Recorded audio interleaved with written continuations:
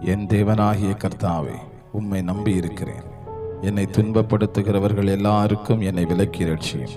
சத்துரு சிங்கம் போல் என் ஆத்துமாவை பிடித்து கொண்டு போய் விடுவிக்கிறவன் இல்லாமையா அதை பீறாதபடிக்கு என்னை தப்புவியும்.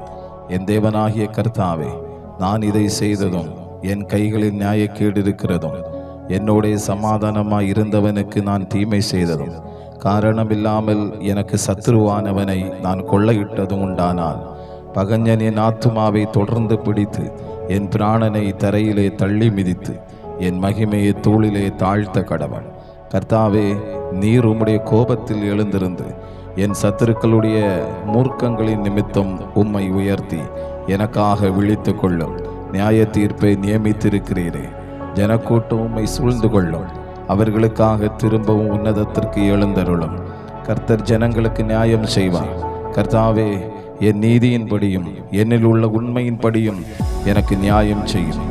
துன்மார்க்கனுடைய பொல்லாங்கை ஒழிய பண்ணும். நீதிமானை ஸ்திரப்படுத்துவீராக. நீதி உள்ளவராய் இருக்கிற தேவரீர் இருதயங்களையும் உள்ளிந்திரியங்களையும் சோதித்து அறிகிறவர்.